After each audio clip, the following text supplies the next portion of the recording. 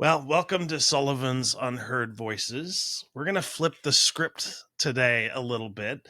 Amy came up with this amazing idea of you interviewing me. That's right, because y'all don't know this is an interesting cat right here. And sometimes I forget how interesting and wild my life is. Absolutely, because I don't even know the broad picture of it all, Yeah. but you have dropped little nuggets here and there in our talking that have either warranted this response or the what response. What did you do? Yes, double takes. Yep. Yeah. Especially, okay, for example, Saturday, you went out to my happy place with a friend of mine. Yeah. I was kind of jelly, just to let you know. And I was hoping you guys would be there early so I could go up and meet you early and then go to work. But what happened was I did my show and then I cut out of there so fast that the bartenders let me take my pitcher of soda with me so I could get out there and get in on the jam. And by the time I got there, there were so few people left. You were there, Judd was there, and I forget that couple's name, and Frankie B was there. So I got to do a little jam. So you kind of got to see that aspect of me. I was amazed and appreciative. Like it was like my own personal concert of Amy. It was awesome. And it was nothing like you've heard me sing before. Nothing. It was very, very smoky, jazzy. It was awesome. Yeah. So, but that was just a fly off the cuff little, know, jam thing. But I love it when Judd pulls his bongos out and plays along. That's always the best. So anyways, we were there Saturday night after I rushed my ass out there at 1 o'clock after the show. And we were sitting there talking with Frankie B, and you popped off with this one thing that I had to stop the conversation on because it was one of those double take moments, guys. Yeah. And you said, go ahead and say the line. I used to work for a nonprofit that filmed live surgeries. And this just blew my mind. Okay, so let's talk about this. What exactly was this job that you did? So I have to go back a second. So my life has just been one complete, just me being of the right place at the right time. But also it's luck, but it's also like unfortunate, right? Because like I've never been able to get a job from a job interview, right? I'm autistic. All of the job interview questions are based on social norms and social cues that I can't manage. So until I worked for the state, I did not manage to get a single job for a job interview. So what I had to do was I would have to, every time I was let go, I would have to start somewhere as a receptionist at minimum wage. So you go back that salary gap the whole time and then bring a copy of your resume in the hopes that somebody will see it and go, oh, you're too good. We want to hire you from being a temp. And that never happens. But that's happened like 7 times in my life. And so the one time was with Sabi Corporation. Sabi Corporation. Yes. So they're a real estate development firm. Mm-hmm. And they build data centers. Okay. And so I'm starting to work there. I'm sort of getting into a groove. And then the CEO of the company comes up to me one day and he's like, what do you know about medicine and technology? And I'm like, nothing. And he looks me dead in the face and he says, well, you've got 2 weeks to learn. Oh, wow. And I know you can do it. Oh, yeah. Well, that's awesome that he had the faith in you. Yeah. I have to give him credit for that. So like overnight, I went from a receptionist to the director of technology infrastructure for Seattle Science Foundation. Right? Quite the leap. Quite the leap, indeed. And so Seattle Science Foundation was this nonprofit in Seattle. It was connected to Internet 2. So that's like tech speak, I know. So basically, what we did is we created a space where, how do I say this? So when doctors are learning to become doctors, the most critical piece is them observing surgeries. Well, yeah, you don't want to throw them in there with no hands-on or visual type. Yeah, obviously. And along the same lines, what used to happen is you would get 20 or 30 surgeons in a room. In an auditorium. Well, in the surgical suite. Yeah. Which, for infectious disease control problems, is wild. Well, I know if you look at any of the old movies or such, they have all the surgeons up in an audience, and I can remember even a Seinfeld episode where they were up in an observed place, and that was the whole Junior Mick getting stuck in the And my trial by fire is they put me in for a brain surgery, something called a transarterial bypass. Okay. Where they take a vein from inside the brain and go outside the brain. Right. And just how archaic brain surgery is. Oh, you have no idea. Oh, I do. Well, I imagine, yes, you do now.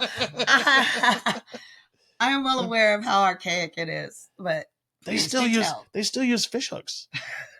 They literally use fish hooks and fishing line. Oh, yeah. Like, hopefully that's changed in the 10 plus years since I've been videotaping surgeries. But what I found myself doing is I wasn't paying attention to the camera. I was so transfixed in the surgery piece.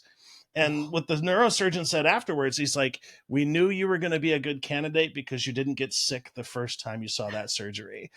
Oh my goodness. There's a qualification. Did not get sick.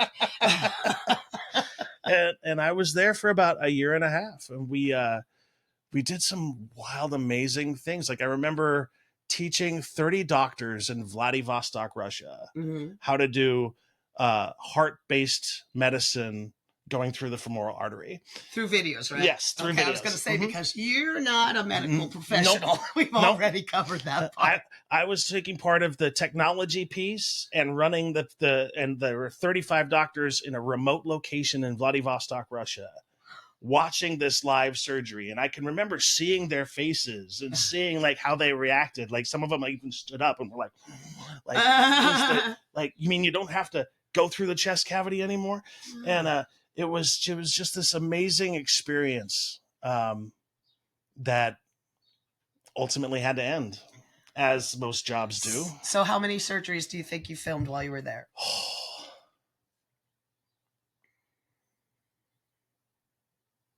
40. Wow. Yeah. That's a lot of surgeries. What was the craziest surgery that you filmed? So I don't even know if I can get into details without like the patient confidentiality piece. Well, just the actual operation. What was the surgery? Yeah. So the wildest surgery we ever did.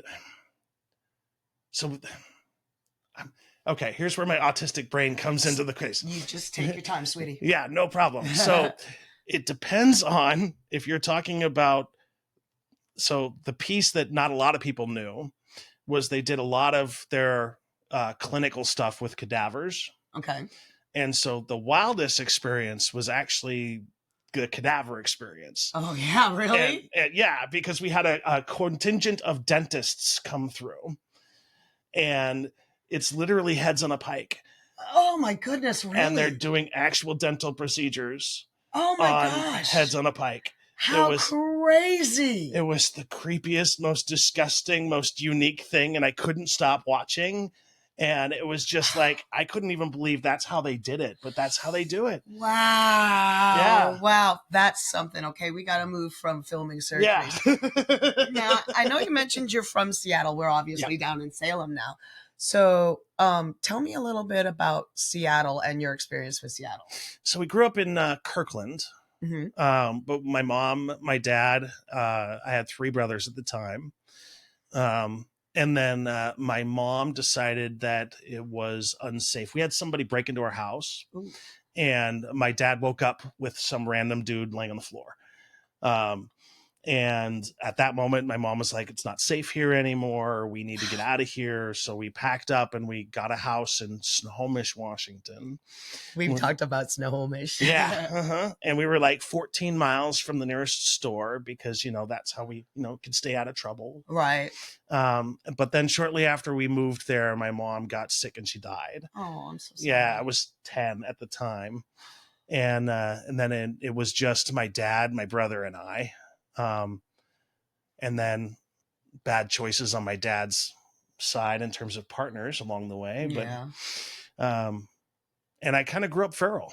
Okay, I've heard you say that before. Yeah. Tell me what you mean by you grew up feral. So my dad, in order to sustain us on a single income. Right. Had to work 5 days a week or 6 days a week. So you basically had no supervision. None at all. Because he would drive an hour and a half to work. Oh, wow. Work a 10-hour shift, and then drive an hour and a half back. So when I saw him, he was going to bed, or in the morning. More often than not, I would wake him up or make sure that I had to wake him up so he could actually make it to work. Right. And so it left us with like just no adult supervision. And my brother was gone most of the time, so it was just kind of me by myself for many, many, many years. So what did you do as this feral child? How did you play with your unsupervised time? You know, we had an amazing dog, Sasha. Sasha, what kind of dog was she was a Belgian Shepherd. Ooh, pretty dog. Yeah, she was awesome. And I would play baseball with her. Like, I would just throw the ball up and hit it, and she would chase it and bring it back, and we would just do that for hours. We had this old raggedy Honda Spree. Yeah. And that I would just drive. We were on like a half an acre. Yeah. And so we would just drive around all that time. And then, of course, I was friends with my neighbor. And so I spent a lot of time with my neighbor and his family. So, you had me tripping when you said you grew up feral, because, honey, I grew up way more feral than that. I thought you were like sleeping in trees and stuff. But no, I get that. My mother was a stay-at-home mom until I was in my early teens. And that would have put my sister at like 10 and my brother at like 7, 6. When my mom decided to take a job. And that was when we became latchkey kids. Yeah. And, you know, mom would get us up and just send us off to school with a key around our neck, and we'd come home. And, but I would never say that I was without adult supervision, because my parents had eyes everywhere. Yeah, we had no eyes anywhere. So after you grew up, man, that must have been rough for you. Let's just say thank you, Dad, because he worked real hard for. It was rough, but it wasn't. So like there are times in my life where I go back and like I should have known I was autistic. Yeah. Because I didn't like playing with other people. I just wanted to play by myself anyway. And so it kind of worked because it allowed me to explore and play and do all that stuff by myself. Excellent. Yeah. My youngest, I just talked to her earlier this week, and she had mentioned that she thinks she might be autistic. And I'm like, honey, we always suspected that you were on the spectrum somewhere. Because we thought that maybe she was Asperger's. Yeah. Before Asperger's was demoted to a social anxiety diagnosis.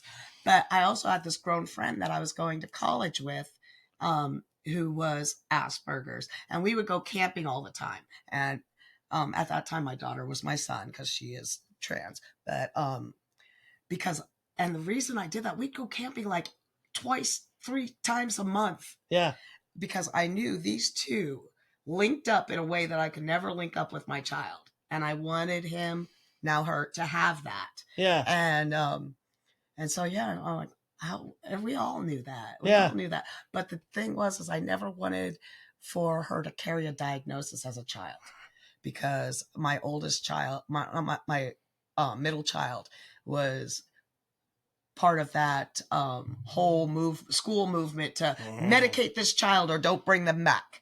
So he carried an ADHD, oppositionally defiant tag, since he was in kindergarten, and I hate that. I hate it too. So, and it's lucky that I didn't. So I'm very glad for you that you didn't have to experience that. But people don't realize the labels, what the labels come with. Yeah.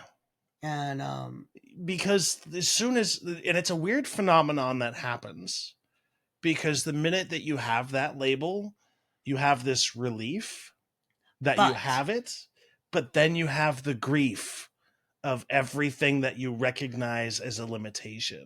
And then everybody's perception of you with that tag. Yes. And it's always, and it's never the same. Like, that's the part that always confuses the heck out of me, is when I disclose I'm autistic, I can never predict how the person receiving that information is going to behave or act. my IQ drops by 10 points. That happens quite frequently. Like all of a sudden I'm dumb and I'm like, dude, I was in college getting my master's degree, running for office, and also working full time. Yep. Wait a minute. So, one, you were working on your master's for executive master of public administration. Okay. The second bit you said I ran for political office. Where was this? This was in Federal Way. Yeah. I once got a speeding ticket there. You could blame Jim Farrell. Sorry, Mayor. Didn't mean to throw you out there. And the third bit of that? I was working full time. Okay. Yeah, for the Seattle Science Foundation, actually. Yeah. Well, okay. Yeah. Now you can continue. Yeah. And so it always perplexes me how people react when I disclose I'm autistic. You know, you did not disclose to me that you are autistic until after we had first met, and you messaged me to apologize. Yeah. And I had no idea what you were apologizing for. And you went on and on about I'm like, dude, you did nothing to offend. You crossed no social boundaries. And trust me, I would love for more people to ask more questions in regard of how to use the equipment. I don't like hugging random people without their permission. Yeah. It's one of those things, and it spurs from myself, right? So like when people touch me that it's unexpected, it's like a literal electric shock in my spinal cord. Yeah. And it hurts. It like physically hurts. So like when people come up and I'm not expecting people to touch me, it's bad. And so when I gave you that hug on an impulse, I was like, oh crap, I should have probably asked.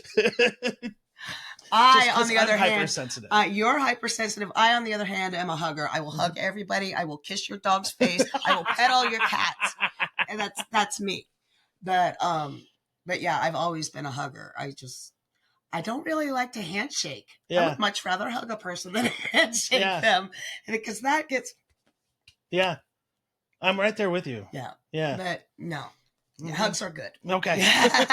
But I understand the oversensitive part, because being hearing impaired, my hearing, where like if I hear a dissonant sound in music, like one that's something that's off pitch from the rest of it, I feel that as a grating in my spine. Oh, interesting. And it's very, very painful.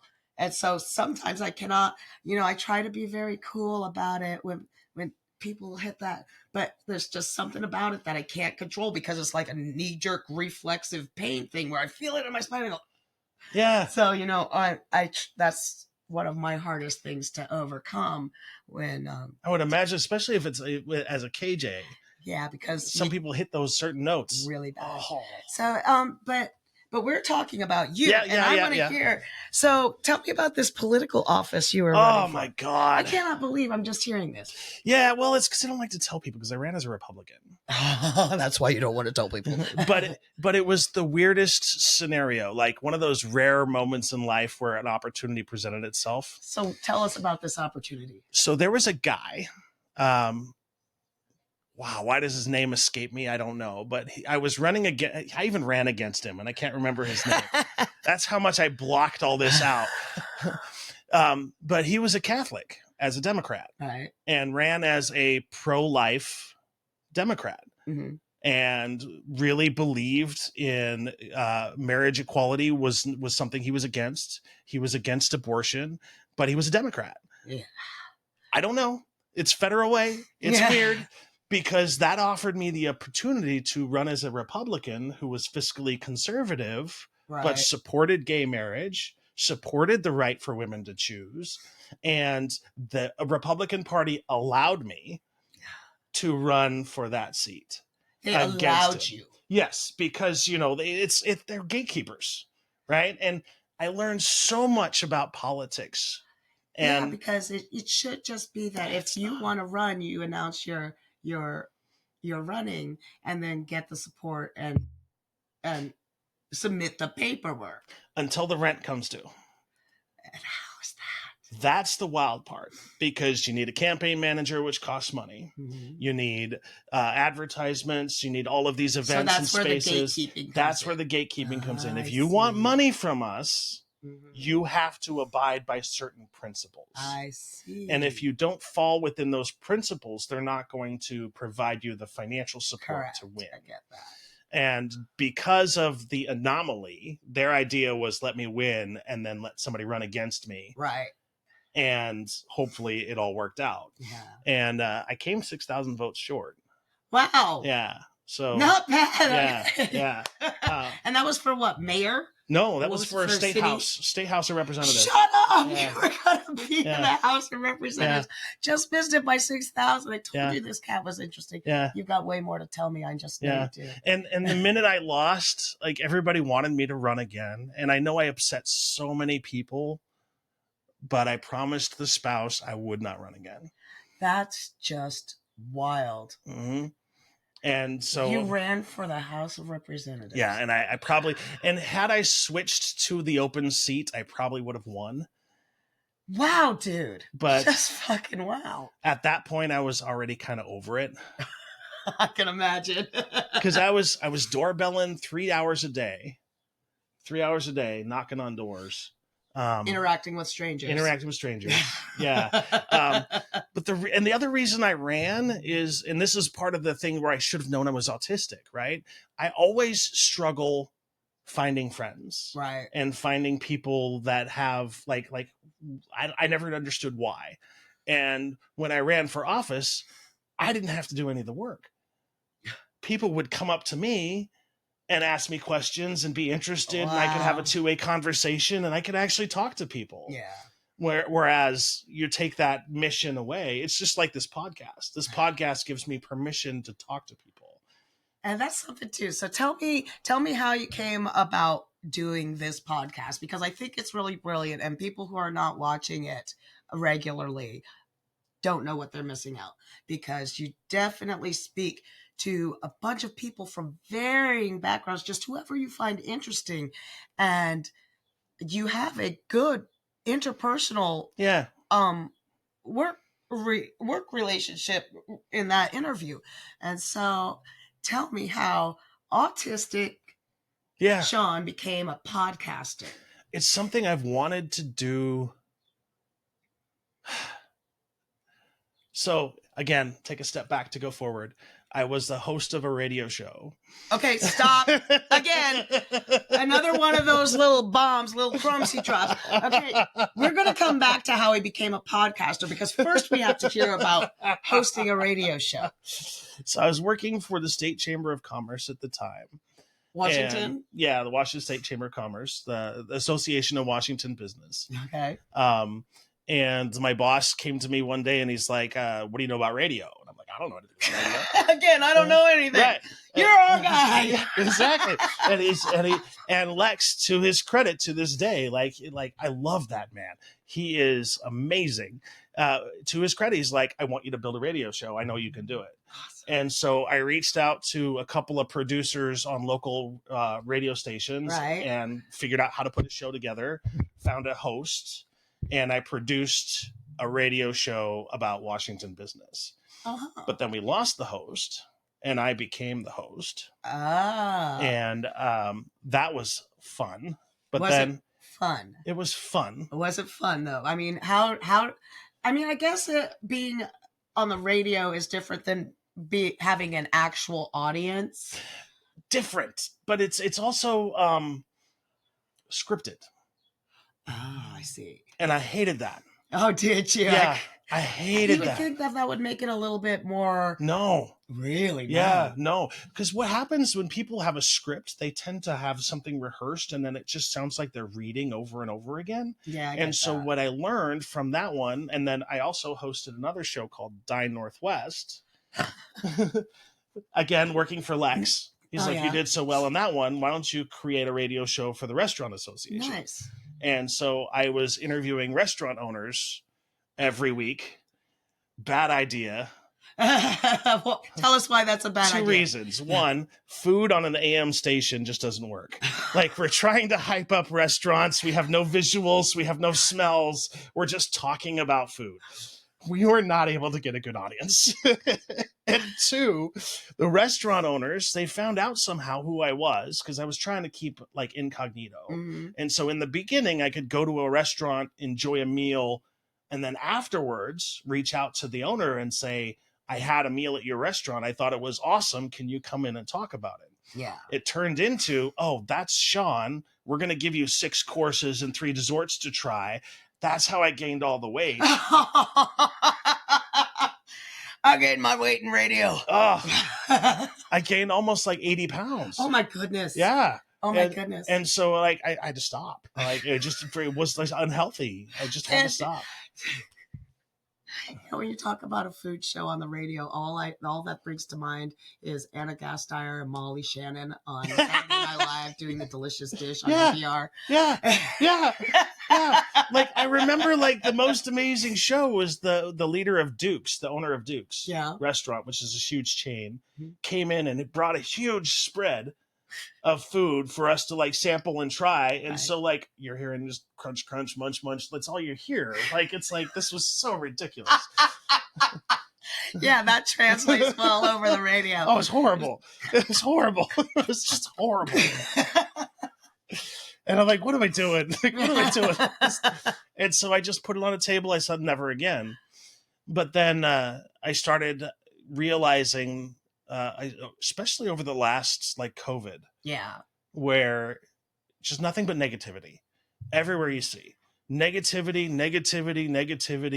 Like all they talk about in the news is murder, this, suicide, this, death, this, just all this negativity. It's like, where are the positive stories? Yeah, you know, I love that. I've tried not to watch news too much lately because, you know, you watch a news show and it's all death, destruction, and the end of the universe. And then, oh, here's your feel-good story, our little fluff piece to send you off on a good palate. But it's not even a really good fluff piece. I know. It's like, you really copped out here. Like, you could have done so much, but this is what you're getting. Like, okay. Yeah, there's got to be way more positive stuff happening out there. And I feel you. Although during COVID, there were some very positive aspects that came out of COVID. Sadly, I forget his name. His little itty bitty effeminate actor, short gray hair. He'd been in a bunch of stuff. He did like daily little videos, just silly things to keep people happy and cheered up. And unfortunately, we lost him after COVID. But you know, there were those good actors out there trying to uplift their fellows during that time, and you know, it was there, but it was rare. You're right. Yeah, and I also noticed that the only people who have a chance to talk are people that have marketing teams. Yeah, and that's kind of a bummer because, you know, this was after I interviewed. After you interviewed me for your podcast, I did like share the link and commented that one of these days I'll get good at promoting myself because I promoted everybody in our interview but myself. Really, know, right? Did you notice that? I did notice that, but I wasn't going to say anything. Friends that are artists, musicians, all of them. I promoted you all, but here I am. I'm a musician and an artist too. Did not promote myself. I don't know how to do it. I'm in the same boat. Like, if you would not have suggested this would have never happened. Well, Shawn, I don't understand how you cannot understand how fucking interesting these stories are. Now continue, because I know there's got to be more gems. You recently came down to Oregon. Yeah. You've been here how long now? I've been here 6 years. 6 years. Yeah. So tell me about the move to Oregon. Oh, that was a culture shock. So I went from, so in Seattle, I lived about 18 miles from the airport. Yeah. And so it's just airplane noise all the time, a lot of crime, and so I moved from that to Roseburg, Oregon. Now, what took you to Roseburg, of all places? Random luck. I know, right? He does this all the time. Everything is random with him. I don't know how. Time. all the time. So what was the randomness that took you to Roseburg? We had discussed retiring in Roseburg or Klamath Falls when I was married. Mm-hmm. And we didn't know which one we were going to end up at. Right. And we were driving down there, and for just on a whim, I looked at what jobs were available in Roseburg, and they had a job posting for a child welfare investigator in Roseburg. Yeah. And so I'm like, I'm just going to apply for it. So I applied for it on my phone, like while I was in Roseburg, just on vacation. And I didn't even think about it. Until they contacted you. Yeah. And I actually took another job. Oh, wow. Yeah. And so I'm so sorry for sound outreach. I'm sorry. But I lasted all of one day there because I got hired. It was going to be good, but then they called me and it's like, you're hired in Roseburg. We want you to move down here in 2 weeks. And so I had 2 weeks to pack up everything, and I found a commuter apartment in Roseburg, and I just did it. Just did it. So you were down in Roseburg working for child welfare? Yeah. Mm-hmm. How long did you stay there? 5 years. 5 years. Yeah. 5 years. So what brought you up to our neck of the valley? Another random coincidence. How did we know? I know, right? So I left the relationship I was in. I had just gotten the job where I'm at now. I could work from home, so I could live anywhere. Right. One day I'm just driving down this road, and I see a sign that says Kaiser Chamber of Commerce. Right. I know what that is. Yeah. And so I'm like, I'm just going to go in and say hello. Yeah. And so I pull in, and I asked about the community and like what it was like. And she's like, I know a guy who can help you find a place to live. Yeah. And so I call this guy, and at first he's like, we'll go to our website, do this. And I'm like, look, Jim, like I'm autistic. Like I don't have time or the capacity to do all this. What is your least expensive, best place that you can have? And he's like, but we're not real estate agents. We don't do that. But in this instance, give me 2 hours. Okay. Something. He's like, fine, whatever. I'll help you out. Yeah. And 2 hours later, he called me with an address, and I ended up in Kaiser. It was a brand new apartment. Didn't you say something about taking a wrong turn into the apartment complex that you live in now? Yeah. Yeah. Straight up. Yeah. Yeah. Uh-huh. So you ended up in some random apartment that you just accidentally landed on. Yeah. No one else. I mean, it wasn't even listed to rent yet. Like literally, I was the first tenant in there. There was nobody else there for 3 months or a month or 2 months. Yeah. Wow. But yeah, I just ended up in Kaiser, just random. How are you liking it there? I love it. You love it here? Yeah. This place is so different. So explain that, because a lot of people don't, I'm a transplant. I am from 3,000 miles away. Yeah. So I have a differing, opinion of, people and situations from there to here. Now you've been in Snohomish. We're not even going to talk about ice cream or antique stores, even though I could talk about Snohomish all day. That's all. Ice cream. That's all that's really there, just so you know. It's beautiful, but antiques and ice cream shops, that's what you get. That's what it's known for. And cows. Yes, cows. So, from Kirkland to Snohomish and Seattle, down to Roseburg and here, you've seen a lot of different. Yeah, and then in the military. Right. I was in we totally skipped the military. We'll come back to that. So what is different about here? People are accepting here. Like, I can be authentically autistic here and have friends. Yeah. Like, that didn't happen in Roseburg. That didn't happen in Seattle. Like, it's a weird thing. Like, if you're viewed as different, most people don't want to have to, people don't get curious. Yeah. And it's one of the hardest things about dating, actually. Not to go on a dating tangent, but it's like, once you disclose you're autistic, you're no longer a viable candidate. Like every time, with the exception of like 1 or 2 or 3 women. Yeah, because I have seen you out on a couple of dates. Yep. And I don't think I've seen you out with the same person more than maybe twice. Yep. Mm-hmm. What are you doing, ladies? He's wonderful. He is smart. He's very kind. Stop. Love him like we love him. Stop. No, I will not. That's fair. But like, I come here, I meet you. I have a wonderful person named Brooklyn. She runs the company that cleans my apartment. Mm-hmm. We're besties now just because she's awesome and amazing. And like, I have work friends that care about me, and like, we care about each other. And it's just a different vibe down here. Like, even like when you talk to people about being on the podcast and what you're doing, they seem to be interested and intrigued. Yeah. As opposed to, whatever. Get away from me. Yeah.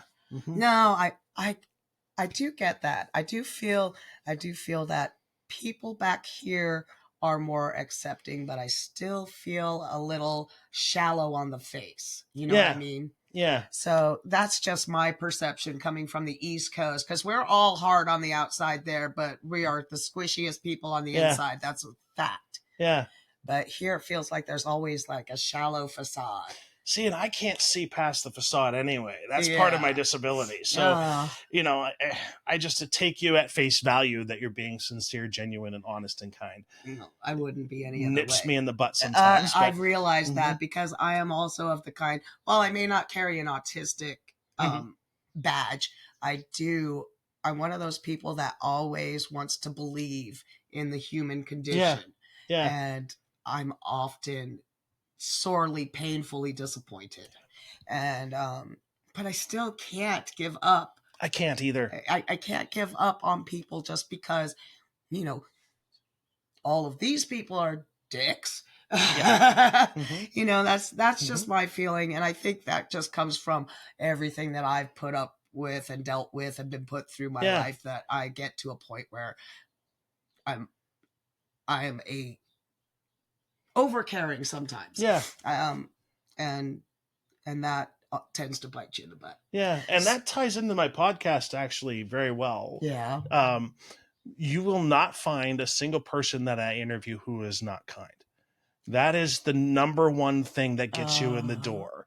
If you're kind to me in our conversation, I will invite you onto my podcast. If you're not kind, I don't want to give you a platform.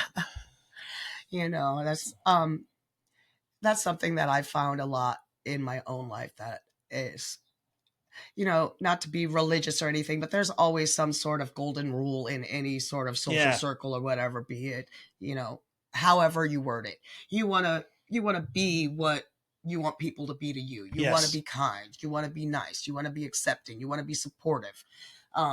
So that you can get that back in return, which makes it sound kind of selfish until you think of the times I have done that and gotten kicked in the butt. Yeah. Yeah. And yeah. So, but I can't stop. No, because it's not in me. I can't be a mean person. Mm-mm. I mean, trust, if you push me or you touch my babies, something's going to go down, but I can't just be mean just to be mean. And I don't think that's being mean. I think being defensive of your loved ones is just being defensive, right? Which is totally different than people who are just mean to be mean. Yeah. And I can't stand seeing it. But there are some. I see it all the time. There are some out there that are just mean to be mean, and I don't know what they expected to get them. I don't think they think that far ahead. Maybe that's it. Yeah. Maybe they don't. Yeah. But we're going to go back to you and take a step back. Military. You joined the military. Yeah. My girlfriend broke up with me. I was 20 years old. I moved back home. I was living in the basement of my dad's house. I was working as a security guard for minimum wage. Yeah. And I remember distinctly doing my stupid patrol at a genetics laboratory. And I started noticing things. I started noticing things like the words biohazard and protective gear. I had none. Yeah. And then I'm walking in the basement and I see this huge sign that says, if you see a rat, call the CDC, then call the fire department. It was at that precise moment I knew I had to get the heck out of there. What the heck? I know. What were you going to have, like some I don't know. genetically I don't altered know. I don't rats know. coming at you. We weren't allowed in that part of the building. Ew, Yeah. thankfully. Yeah. You're not lying. And so it was at that moment I was going to join the military. I was like, you know what? I need to get out of here. My dad did it. I think it might actually be good for me. And so I didn't tell my dad because I knew he would try to talk me out of it. And I was going to be, I made up my mind. It's so funny. Like, I made up my mind. I was going to be infantry all the way. And I was like, I wasn't sure if I was going to join the Marines or I was going to join the Army. It's like, if I'm going to do it, I'm going to do it. And so I go down there and the Marine recruiting station is closed. Yeah. That's the reason I joined the Army. Yeah, sorry, Marines, you missed out. And then couldn't be open at the right Yep. time. And so I go to the Army recruiter and he's like, they take me to take the ASVAB, and I scored off the charts. Which is funny because in high school I didn't do well at all because, you know, it's a social game and I sucked at it. But so he gave me this huge book of all the jobs in the military, and he's like, we're going to go through this and we're going to find the perfect job for you. When do you want to leave? And I said, Monday. And he took the book back and he's like, give me a second. And he came back and he's like, here are your 3 options. If you want to leave Monday, you can either be a mechanic for a Bradley, a mechanic for a tank, or a parachute rigger. And I was not about to jump out of a perfectly good airplane. So that's why I decided to be a mechanic. Well, a rigger isn't someone who jumps out of an airplane. They rig the However, chutes. at the end of the day, how many chutes are left over? You're jumping as a rigger because you can't keep the chutes packed. And so you jump every time until all of the chutes are used. So there are times where you would jump like twice a week. Do you know that I've jumped out of airplanes 17 times? I did not know that. Used to be my thing to do. That's awesome. But go on with your military I would experience. never do it. I'm scared. Well, straight up. Mm-hmm. But so I joined the military. I left. I did basic training in South Carolina. And then I was stationed in Fort Knox, Kentucky for my training. Then I went to Germany for 2 years. That was an amazing experience. How much culture shock did you experience with that? Because it is vastly different in Germany than it is here. You know, I like the German culture way better than I like the American culture. They're much more welcoming over there. Oh, yeah. They're much more philosophical. They're much more, at the time anyway, it was just a good time everywhere we went in Germany. Yeah. With a few exceptions where I thought my life was in danger. Yeah, that would tend to ruin your day. Yeah, yeah. What do you mean you felt your life was in danger? Oh, man. So we were in Frankfurt, mm-hmm. and it was 3 of us, and we're just kind of walking along, and we turn the corner, and there's this huge gathering of people, probably like 5,000 people. Yeah. And the first thing you see is this huge picture of an American soldier with a red X. Oh, wow. So it was a protest against the occupation. Thank you. Of Germany. Yeah. And we turn the corner, we see that, we're kind of frozen. The Polizei, to their credit, they saw us first. Yeah. And they rushed over, they grabbed us by the collar, and they were like, pushed us around the corner, and they said, go. Good on the Polizei. Yeah. Yeah. Oh, my Because I don't know what would have happened if they would have, because you can't hide the fact that you're a soldier. No, because, you're high and tight. It stands out. Yep. we tend to stand out. Uh-huh. My old man always everybody thinks that he's a soldier or a cop because of his bearing and his demeanor and stuff, just the way he looks. Yeah. And granted, he was in the military for a brief time. You two are going to have to talk about that because he has some stories that he could tell you about his experience. You guys could totally come fab on that. Yeah. So you went in to be a mechanic. It's not your infantry. Nope. So. And I'm so glad that I didn't do the infantry. I know. So glad. Those are your flesh shields. Yeah. Why do you want to be a flesh shield? I just, this is one of those reasons you thought I should have known I was autistic, right? It's what you're supposed to do. So that's what I'm going to do because that's what I got to attribute the military to teaching me all of the social things that my dad didn't teach me. Like, that's where I learned how to get along with people of all races, 'Cause you religions, have and to. creeds, because the military doesn't care. You have to. They don't Yeah. care. Yeah, you're stripped down to nothing. Like, Mm. you're literally, they shave you bald and they strip you of everything that's identifiable. And they throw you in this melting pot. It's almost like an experiment of like getting through this together, and it just changes you. Well, psychologically speaking, there's always a thing about first creating the them and us. Yeah. And then by creating the them, there's got to be a uniform, and stuff like that. Yeah. And that's why the military is so good in that group sort of thing, because they have all the psychological group making things in line. Everybody's the same uniform. This is what you do. Bum, bum, bum, bum, bum. There you go. Yeah. And so, and they do, there's so much psychological to actually investigate in the military, because even in basic training, they are literally breaking you down to build you back up in the image they want you to be. The soldier they need you to be. So it is so much psychology in there that, I wonder sometimes that people do not notice this stuff. And the irony is, I would recommend the military for most people on the spectrum. However, if you have a diagnosis of autism, you can't join the military right now.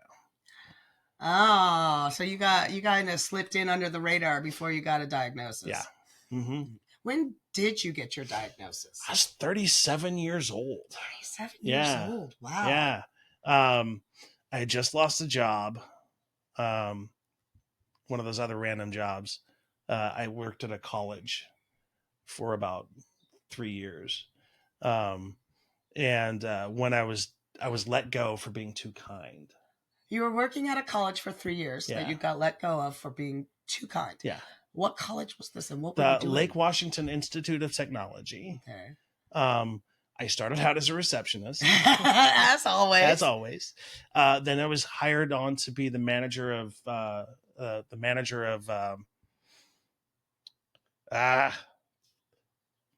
instruction. So I was in charge of all of the classrooms on campus, and I managed a staff of 7. Wow. We should just like go over your resume, right? Here's my first chance job. Here's my second, coincidental job. Yeah, but that was my first real experience with ableism.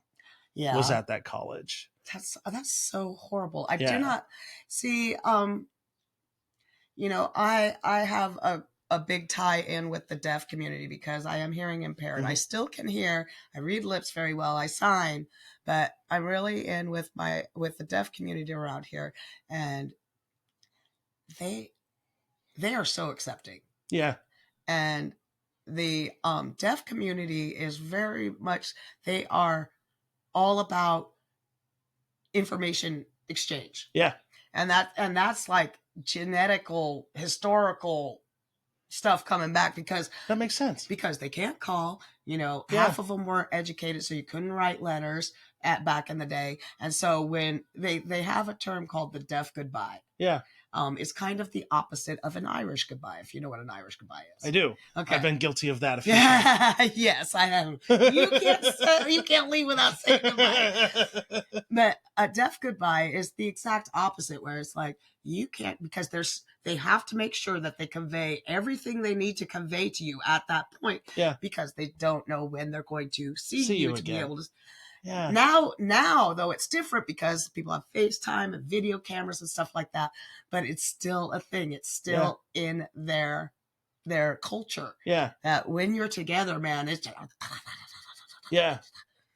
Yeah. So like, and what I mean by that is so I hired the first little person on campus.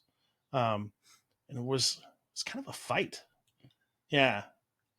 Yeah. That makes no sense to me. I do not understand if a person is capable. Oh yeah. And she was amazing. Like to this day, I don't understand this. I'm going to put this out there for all of you business owners. Do you know how much you risk losing by not employing someone who may be special needs. Or they try harder, they work harder, they listen better, and they want to prove themselves. They are a valuable commodity to your businesses. So don't overlook them. 100%. So you know, and that's a huge thing, right? So like even like with the autistic community, like our unemployment rate now is 85%. 85% of us with a college degree who have autism can't find a living wage job. Yeah. And that's purely because of the interview. Yeah. That's the main sticking point. But anyway, so we'll go back to the college. Yeah. So I got let go because I was told I was too kind, because I stuck up for a Black woman. They were butchering her nursing program at the time. They were really mean to her. I stood up to her, told her exactly what was going on, and that really upset my boss because I chose her over the college. And so I was let go. And I didn't quite understand that. I couldn't quite figure out the social piece. Like, this was before. And so I spiraled out when I was let go from that, because what do you mean I'm too kind? I can never be a manager? Because I can only be kind. Yeah. I can't be anything but kind. And so shortly thereafter, I'm watching Jim Jeffries, of all things. I'm not sure I'm familiar. He's an Australian comedian. Oh, okay. And he does a routine about his son and autism. Mm-hmm. And at the end of the routine, the wife at the time looked at me and then would look at the show. Then she would look at me, and then she looked at the show, and she's like, I think you're autistic. So the ex diagnosed you and sent you to a doctor. Yeah. Wow. Well, the ex diagnosed me. I tried to get to a doctor. This is where organizations like Autism Speaks suck, because I called Autism Speaks and they literally said, well, you're not a child. I can't help you. Well, okay. Autism is not just merely a childhood affliction. I agree. But at the time, and this was probably, and especially at 37, ago, just coming into a diagnosis. And to this day, they don't help. They really don't help adults. Their mission is to help kids and cure autism. Okay. And it's like, I don't want to cure. You know what? I don't like the idea of curing. And they talk about cure.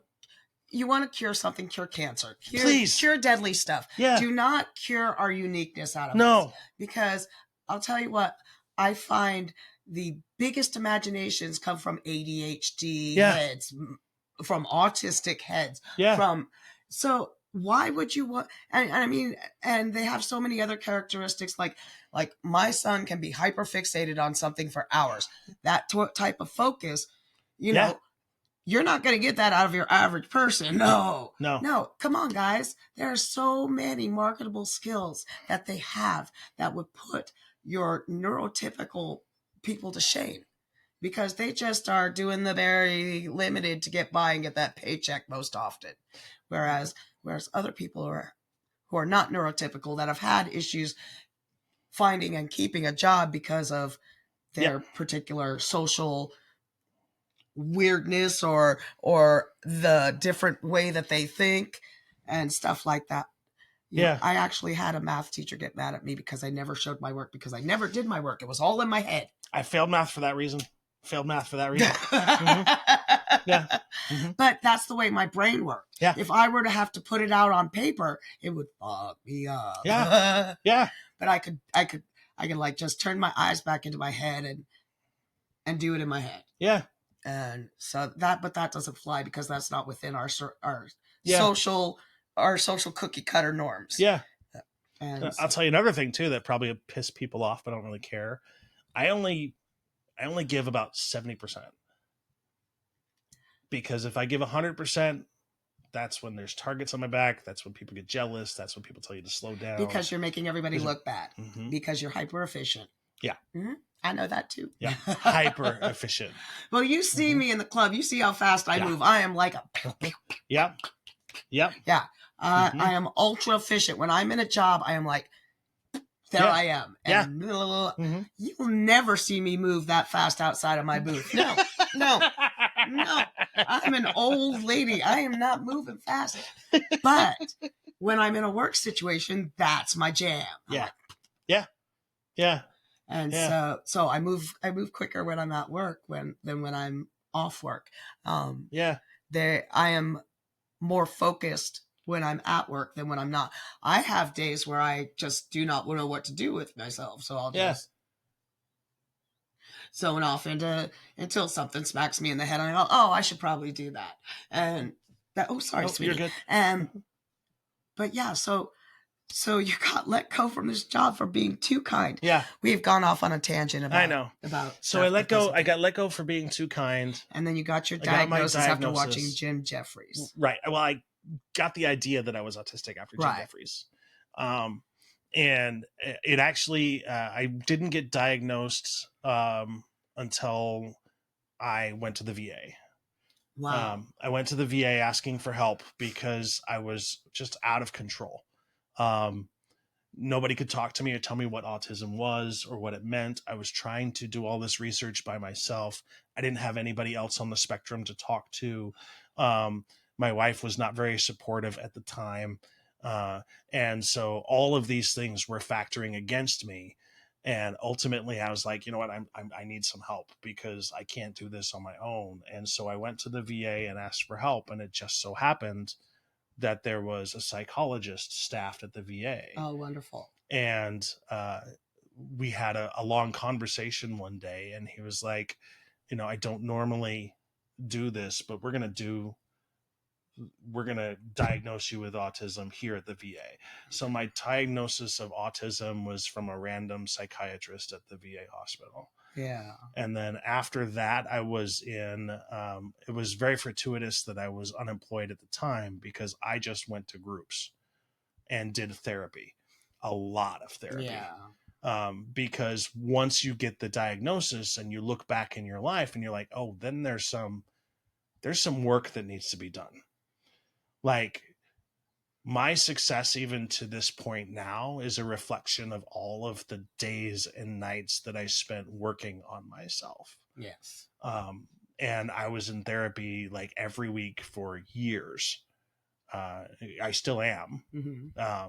And I highly recommend, like, there's two things that I recommend anybody, if you're on the spectrum, like therapy and peer support groups.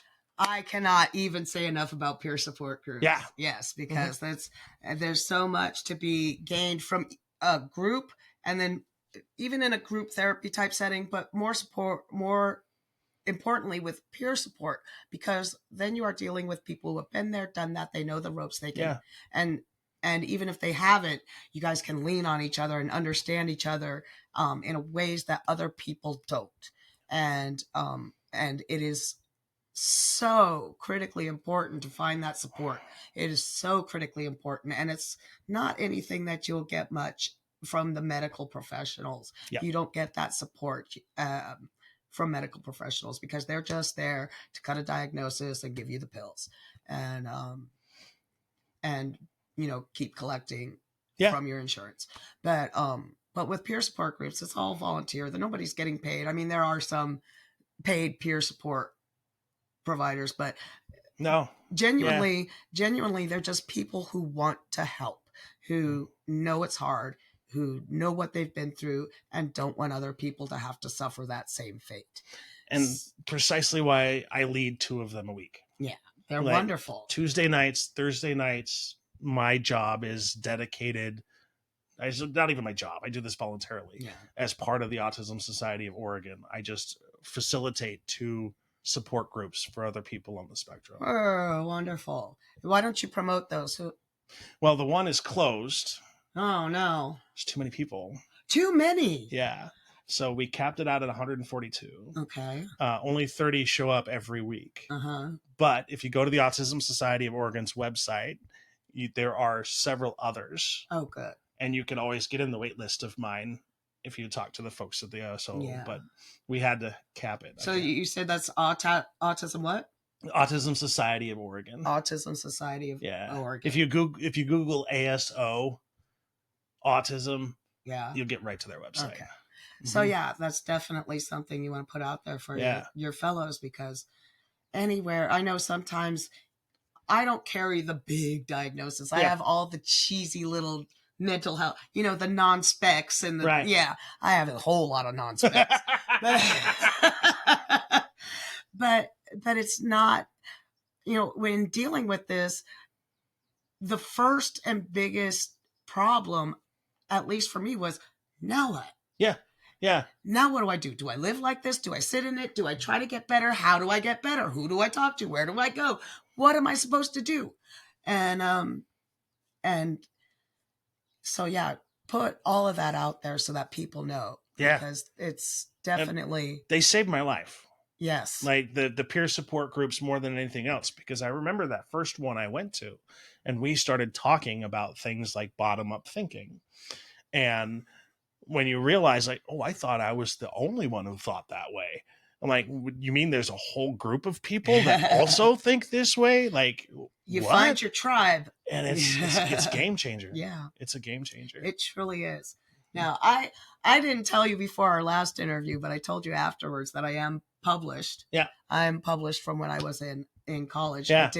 I did a research contest, the Maurice Initiative, and I was a finalist, but in being a finalist, they digitally published my paper. Yeah. And so I am published, and the topic of that was peer support as the movement of psychological health for tomorrow. It has to be. It has to be. It has to be. And I interviewed some interesting characters for that, both of whom are dead now, sadly. But one of them was the founder of Dual Diagnoses. Yeah. And one of them was the president of one of the recovery houses over here. And the one thing that I got was definitely bottom up and top down are not even in like thinking, but also if you look at it in terms of care, because there's always, you actually would prefer a more bottom up care as opposed to the bottom down, the top down, where you have all these health professionals that think they know what they know, and and they just lay it down, and then it comes to the bottom of the pyramid where it's the patient who's just getting all of this stuff coming down on them, instead of having that support to then build up and get to the singular person that you want to be on the top. And so, yeah, peer support. I am a big, big proponent for peer support. And I'm glad that you not only participate, but facilitate. Mm-hmm. That makes my heart feel so warm. I feel it's the least I can do to give back. No, there's not a whole lot of people that understand the concept of giving back either. Yeah. That's the odd thing though, there is, I always hate to use universal truths, but sometimes there's universal truths. And one of the universal truths that I run into time and time again is when you have somebody that has been othered, I like to call it, right? Treated as less than human. Mm-hmm. They're more apt to accept people because they know what it feels like to be put in that situation. Yep. And more often than not, the people that are mean, that are pushing, they're part of that dominant culture that has never experienced the level of hardship that other people have. No. I understand that completely. Mm-hmm. And it's I hate to say it, but I always say this. Yeah. I hate to say it because I want it not to be true, but I always say it because I feel it to be true. And what it is that truth is subjective. Yeah. And it shouldn't be so. Mm-hmm. But it is very much so.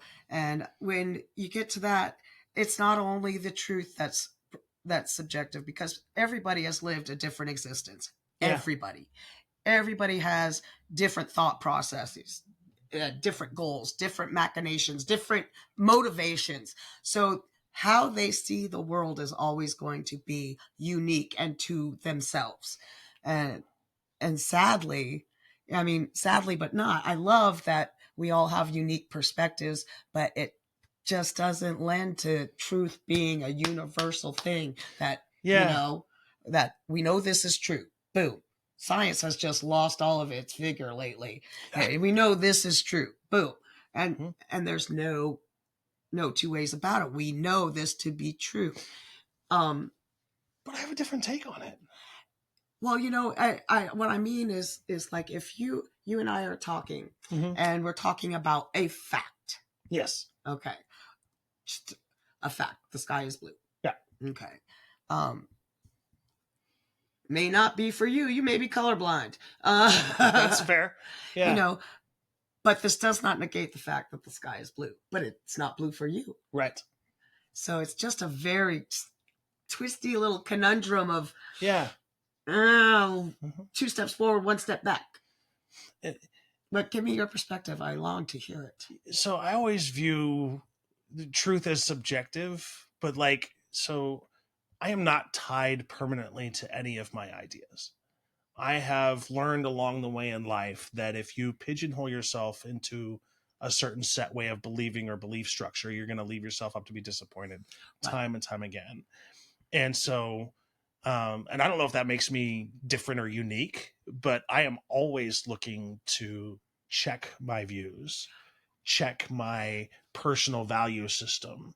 And I'm more than apt and willing to change it if new information is presented to me that says, okay, I need to shift the way I'm thinking about it. And that's one of the reasons why I love you so much as my friend, Shawn, because people are very locked into who they think they are and what they think they know. And you are not such. You are one that is willing to learn and grow. Still, I am also one of those. I don't want to claim to know it all. I don't know nothing. But I know some things, but no, in the grand scheme of the universe, I don't know shit. Yeah. And so I'm always open to learn and grow. But you have so many people that are just content to be in their stagnant. This is what I know, and you can't tell me different. Yeah. Yeah. And so, I like that you're willing to grow. I like that you have an open mind, because anybody with an open mind willing to grow is always going to be open to conversation and debate. And I am always one for conversation and debate. Some people don't know how to do that without becoming mortal enemies. And that's too bad, because... And a lot of people can only handle so much of me because of that.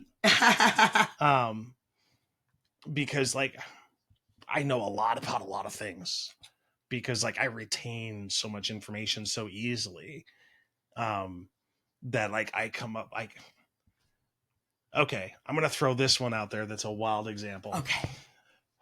So Elon Musk, pay attention. So I was thinking about the other day about police shootings of Black people in vehicles. And I was thinking about the AI that's in the Tesla. And I'm going to get there in a moment, but think of dog mode. Right? What? Dog mode. So Tesla has dog mode. So you pull in, you keep your dog in the car, a screen pops up that says the AC is on, my dog is fine. Mm-hmm. Don't break the windows. Yeah. I was thinking, well, what if you're a person of color, you're in a Tesla, you get pulled over, and as the police comes up, on the back screen, it shows the driver's license number, the speed the vehicle was doing, whether or not you had any illegal lane changes, the fact that you have insurance, and that if you would like to speak to the driver, please let us know so that we can contact an attorney, and an attorney can be a part of the conversation. So that right off the bat, they can't claim they didn't have a license, they can't claim they didn't have insurance, they can't claim all this other stuff because it's all there. And it's could we do that? But I have no idea how to get that to Elon. Mm-hmm. Hearing and deaf people have the same issue with the police because in fact I carry a card in my visor of my car that says deaf and hearing impaired. I need alternative communication. Just so they don't think I'm not listening, not trying to obey their commands, or if they're issuing orders at me that I can't hear, I don't want to be, tackled to the ground because they think I'm resisting. There have been many deaf people that have been shot and killed for this same reason, or they're trying to communicate with the cops and they're being very emotional because they're excited. There's cops trying to come at them and they think that it's threatening. And Mhm. yeah, and that will get them shot so many times. There are so many people that have different communication styles that there really does need to be something done. At the very least, we need better training for law enforcement. I am of the same feeling. Yeah, because like, and it's a different. So the difference, right? You were saying earlier the difference between this community and other communities, right? So when I approach, so the first thing I always do now that I know that I'm autistic is I go to the fire department and introduce myself. Yeah. And I let them know that you have an autistic person living here, so that if the event there's an emergency or whatever, it's in their notes and they know to handle the situation a little bit differently. Yeah. Because the new freaking fire alarms with the decibels they got coming out, Mm-hmm. that I get I lose the ability to like do anything in those moments. Right. Shock. Yeah. Shock. It's just And so it's like one of those, like, I wish I didn't have the sensory processing parts. But so when I went to the fire department in Kaiser, the fire department was like, "Oh, let's help you. Like, we're gonna." So like, it's different. Like when you go to the fire department in Roseburg, they're like, "Yeah, whatever. Yeah. So what? Go take a Welcome. hike." See ya. Yeah. But here they're like, "We're interested. We want to be a part of it. We want to help find a solution." And I wish we could replicate that in other areas, because it's I think it's unique to Kaiser, because it's not the same in Salem either. So how would you propose to do that? Oh, Let's do something. I would love to have some sort of a training program. And I know that the Autism Society of Oregon, and I know keep bringing them up, but it's just because they do so much work anyway. They have a training program in place For fire department, for law enforcement, all that. first They have responders. it. Yeah. We just can never find entities that are willing to engage in the training with us. Really? Yeah, it's very. I don't understand the why or any. The Toby would be the person to talk to about that. I just know that they've tried in the past. And who's Toby? Toby is the executive director of the Autism Society of Oregon. Oh. Yeah, she's an amazing human being. Well, maybe we should talk to Toby and see what she needs of us to get this going, because that is definitely something that is. It's huge. It is huge. It is huge, and people who are not under any sort of label, that is societally poo-pooed at. Yeah. Okay. Yeah. It is a huge, huge thing to know that, to have a sense of security in your own space. And that means not being run in by cops, not having obtrusive sounds, not having people come in and take over your world and not know what's going on, and not having that communication that you need.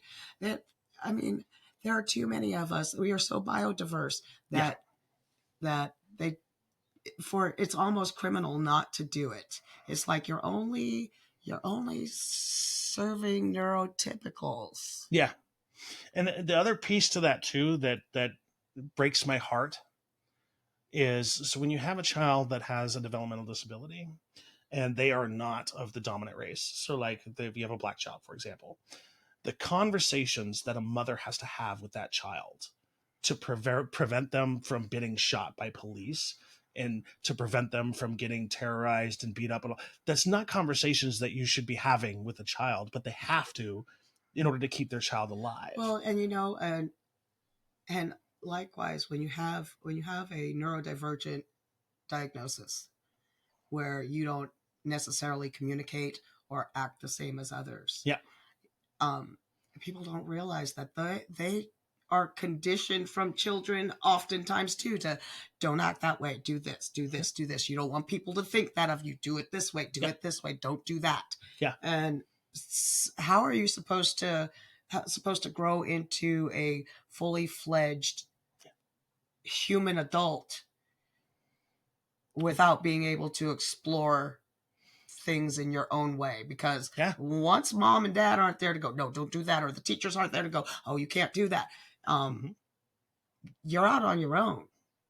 And the number one thing that I keep hearing is I can flap in public because I present white. Not everybody can do that, and that's sad to me. Yeah, because stimming is one of those things that really is necessary to calm the mind in somebody who's autistic. So explain that. So because of how our body is constructed, especially with like the vagus nerve and the way that our brains are wired, um, it's really impossible for me to exist in a day using all five of my senses. Mm-hmm. I can't do it. I have to shut one of them off in order to get through a day. Okay. More often than not, I diminish my ability to see because that is the most useful to me. I need my ears to hear. I need to be able to speak. I can go with being face blind while I'm focused on other things, right? So like if I'm in a supermarket, for example, you could come up to me, be 4 feet away from me. I won't recognize it's you.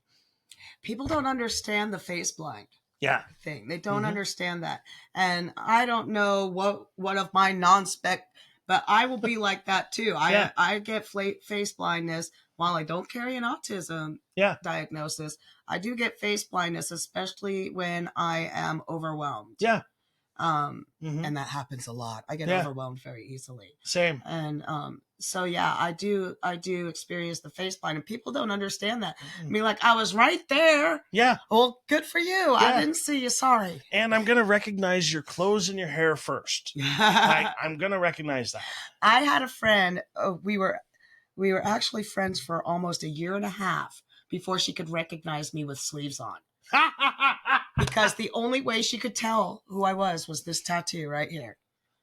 And so she would never recognize me if I had sleeves on. I'd be like, Terry, it's Amy. Oh, it's Amy. Yeah. That's awesome. No, but you know, there's a lot of that. I mean, there's even in neurotypical people, they do it's just the way that our brains construct schema, because people do not realize, they think the brain is just this super, super, super thing. It's a lazy motherfucking organ. Yeah. It is a very lazy organ. It looks for shortcuts every chance it gets. Everywhere. Which is why it builds these schema. And what schema are like different, they're the things that feed our stereotypical notions. It's like, you get a schema. This is the schema. Autistic people are dumb. Okay? Yeah. You get that in your head. That's a schema. That's always going to color your interactions. It's going to perform that. And so the brain is constantly making shortcuts so that it doesn't have to work in the interim. So if it has that schema and it encounters a person with autism without even giving that person a chance, the schema says autistic people are dumb. And so they just, and it's hard to reprogram that. Yeah. That laziness of the brain. And I struggle with it even to there. Sometimes I'll go up to my bartenders at shows when I'm really pissed off at somebody. I'll be like, okay, tell me if I'm the asshole. And that's how I do. I'll be like, Tamara, tell me if I'm the asshole. Yeah. And I'll tell her the story. You're kind of the asshole. I'm like, oh, okay. Yeah. You know, or no, wait, man, you're not the asshole. Yeah. But back to stimming. Yes. So, stimming is something that you do, whether it's with your arms, your body, or whatever, that helps regulate the brain. Mm-hmm. Like I can only learn if I'm drawing in class. So it looks like I'm taking notes. I'm not taking notes. I'm actually drawing weird pictures. But I can't retain the information unless I'm processing that with my hands or doing something else. And so stimming is just that sense of release, whether it's rocking for some people it's flapping or dancing, whatever you do. Sometimes it's like audible. So some people like tap their feet. Yeah. Mm-hmm. I do this. I flip my foot all the time. Brian calls it my angry foot. Yeah. And I always bounce my knee up and down. Mm-hmm. Yeah. He calls it my angry foot. Like, let's see my foot going and be like, what's wrong? Mm-hmm. But for autism, like that's something that you should do. Mm-hmm. And then to tell people that they can't do that just further dysregulates them. It fries the system. Mm-hmm. It fries the system. And, you know, that should be like common sense for all these brilliant neurotypical people to figure out. I'm glad you said it because I can't say it that way. I can. I will say it for you, Shawn. Mm-hmm. But yeah, you know, and so that's, I get that. I do this all the time, and it's Yeah. not something that I do. It's just something that happens. Brian thinks it's my angry foot. I can't even call it my angry foot because it does it when I don't ask it to. It does it when it needs to. It does it when I'm either preoccupied or I'm overwhelmed and have to focus. Yeah. And you know, it's a mood management foot. Let's call it that. But yeah, okay, STEM. I understand that. A lot of people don't necessarily understand what it is. It short for stimulation. Yeah. Yeah. So yeah.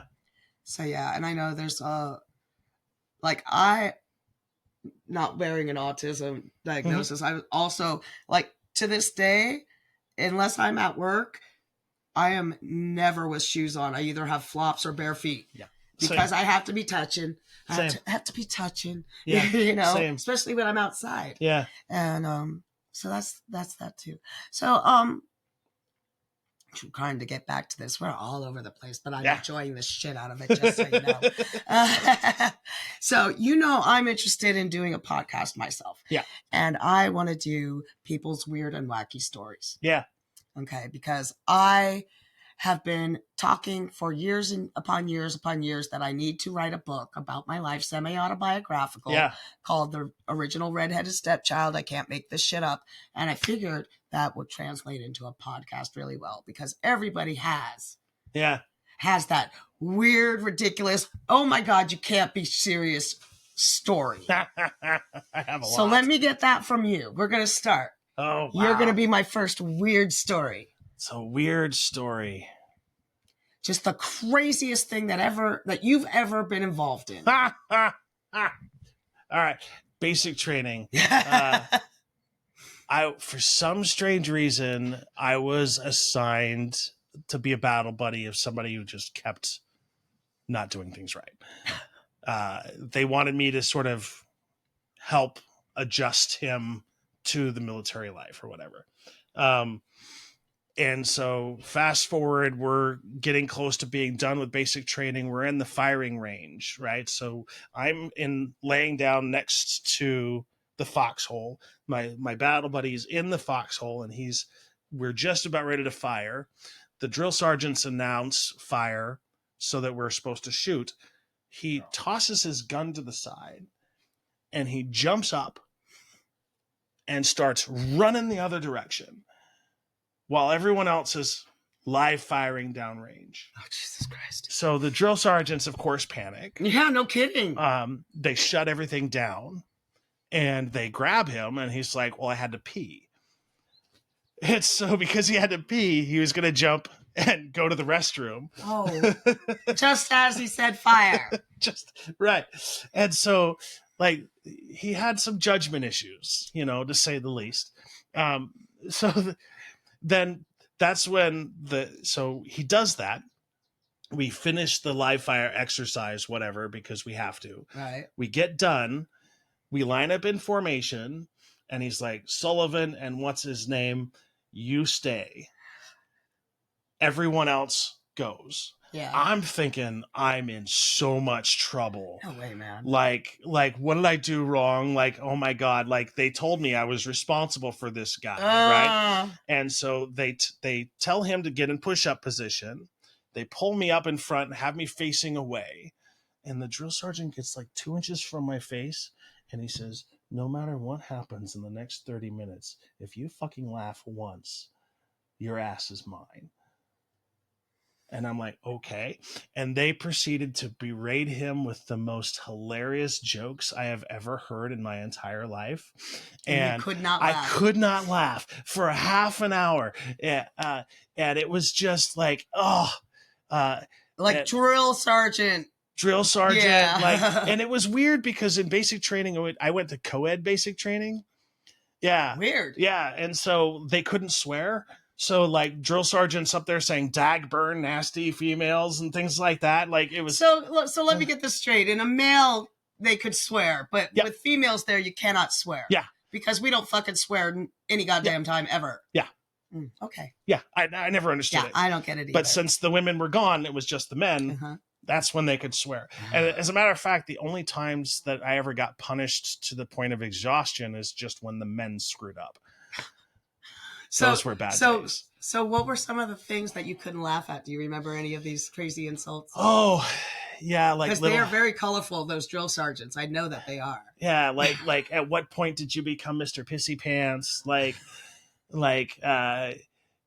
you do know that we weren't going to throw you in jail as a sex offender if you peed in the foxhole. Like, and you had to not laugh at this. Yeah. Oh, you poor thing. Yeah.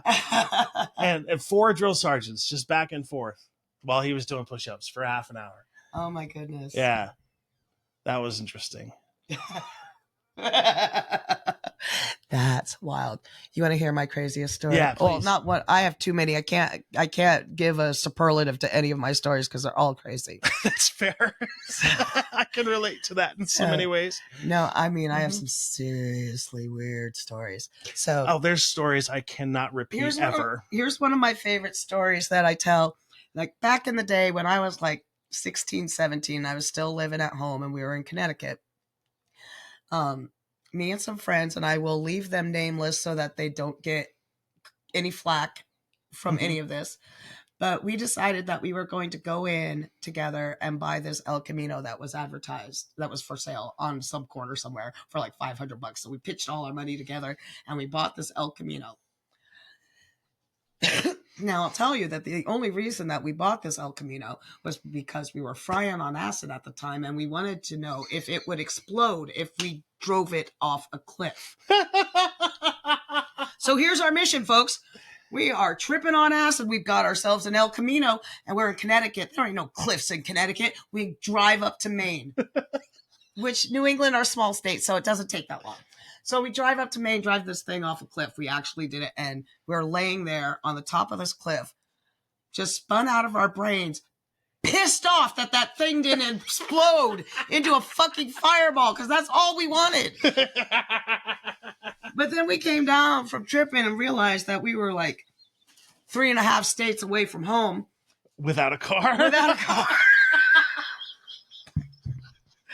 So we went out to the nearest highway we could find, and we started hitchhiking.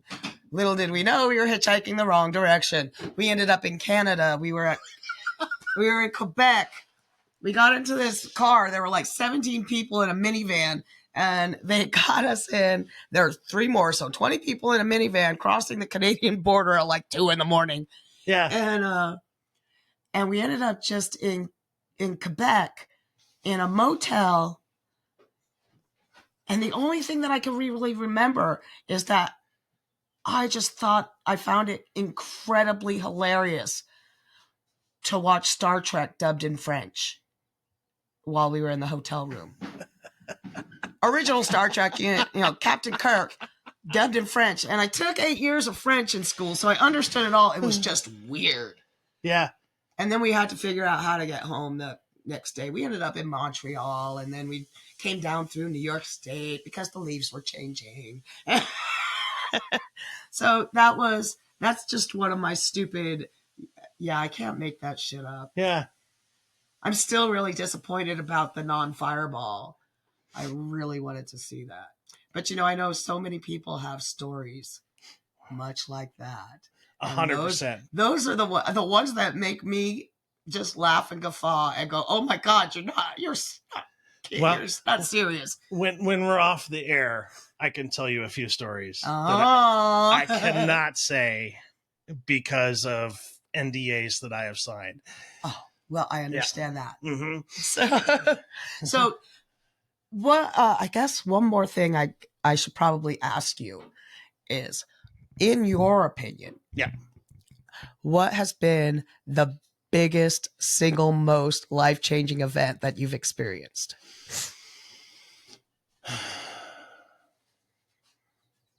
Let me go through my Rolodex. It's okay. I got one of those too. Yeah. I inherited it from my mom. Hawaii. What happened in Hawaii? Okay. Another one that's going to blow you away. While I was in college, I met a man named Kirby, and we started this organization called the Branch of Peace Foundation. Okay. What was the mission of the Branch of Peace? The mission of the Branch of Peace was to try and get the message of peace everywhere we possibly could. We actually had like the city of Federal Way issued a proclamation of peace on Peace Day. I was able to do that. We had a peace jam in South Carolina every year Nice. for several years. But then politics became what it is today, and both parties stopped talking about peace. Both parties. Yeah. Simultaneously. It was the weirdest thing. Yeah. Like it went from, yeah, we'll do proclamations of peace. Peace is a good thing to we're not talking about peace. And so it's not on the agenda, folks. Yeah. And so randomly I get a call from my friend Kirby saying that he's now living in Hawaii and do I want to come out and visit him? And so which island? Maui. Maui. It was right after the fires. Oh wow. I thought really hard about not going. But how could you not, given the opportunity? Well, and I also talked to a few people there. Yeah. And I was like, then they're like, we need your dollars. Like right now we have no tourists. We have no income. All of these people are starving. We need your dollars. We need you to come. And so I made the decision to go, and I'm so glad I did. For reasons I can't get into, the hotel out there were canceled on me at the last minute. Yeah. And so I ended up having to couch it at my friend's house the entire time that I was there. Yeah. Which turned out to be a blessing, because here Kirby, as the president of the Branch of Peace Foundation, he's a member of the Mohawk tribe. Mm-hmm. And he reintroduced me to Native culture. And for 7 days, we talked about peace. We talked about what it meant to be a man in today's world. We talked about why it's important to find inner peace before you can find happiness. He taught me meditation and how to meditate and be one with the earth. And then he told me the story of his culture. And, the Mohawk? Yeah. Mm-hmm. And so for 8 hours a day, we just did long form Native American conversations about life. Right on the beach in Maui. Yeah, that's gotta be pretty life changing. Swimming with the turtles. We saw baby dolphins. I love dolphins. It was a magical experience that I'll never be able to repeat. Oh my goodness, that sounds absolutely sublime. Yeah, life changing. I came back a different human being. Now, speaking of peace and such, you did just recently do an interview with a Buddhist monk, and you have a little trinket around your neck. Why don't you share that with people? Oh, so at the conclusion of our interview, and I gave him a kindness coin at the conclusion of our interview, and I'm trying to say this without crying because it's very emotional. He's like, I have something for you too. And he got this necklace, and he prayed upon it and said it was a necklace of protection. And he very much appreciated about all of the positivity that I'm about to bring to the world. And he recognized the efforts that I've taken so far, and acknowledged how much work it's going to be. And the necklace was a symbol of being protected against the evils who are going to try and silence me for having a positive voice. That's wonderful. I tear up. It's okay if you cry. I tear up. That's beautiful. It was amazing. It was absolutely amazing. And hopefully, if the things go the way that him and I now think they're going to go, I'm going to be joining him to go to Bhutan next year. He's going to Bhutan? Yeah. So he was born in Bhutan, and he got his training from the monastery, or the temple, in Bhutan. And he wants to open up a healing center in Bhutan. Oh, wow. And so hopefully this time next year we'll go on a trip together and he'll show me all that stuff. That would be wonderful. Yeah. How spectacular. I'm so excited for you. And everything that's happened as a result of this podcast too. It's just, I meet the coolest people that do the coolest things, and I pinch myself every week. Well, I'm a firm believer in the laws of attraction. Yeah. And that you get what you put out there. Yeah. And you are putting so much kindness and productivity out there that it's bound to come back to you, darling. Yeah. It's bound to. And that, I hate to call it a trinket, but that is definitely one of the things coming back to you right now. Mm-hmm. You're going to get it. Don't you worry, my friend. Yeah. You're awesome, and I need other people to know that. My awesome friend Shawn. God, it's been an hour and a half already. Wow. Yeah. Anything that you would like to add as the cherry on the top of your... Yeah, if there's one thing I could ask people to do is just check judgment at the door and just be curious. And I want people to try an experiment. I want you to go up to a random stranger and just ask them about their life. Genuinely, right? That because what we were talking about like before we started this, right? The necessity of actually being present and wanting to hear. Right. And I would highly recommend just trying it. And the other thing I would ask, if you're at work and you know somebody that isn't going to lunch with you ever or with anyone, ask that person out to lunch. Because you would be amazed how much of a difference just one person asking me out to lunch in Roseburg would have made. It would have been awesome. It's very, because there is a factor of inclusion that needs to be present, not only in your private life, but in your work life and in your social life and such. Because, otherwise you're kind of shut off from those areas of life. And so, it's not necessary. Save your judgment for the courtroom. We don't need your judgment. Shawn, I cannot even tell you how this has been fabulous. And I know that you have so many more nuggets and life stories to share with me that we're going to come back to this at another time. We're going to do this again. I will flip the script on you again. You got it. That's a deal. Shaking hands, I don't like. How's your back? I didn't hurt you, did I? No, you're good. Wow. Yeah.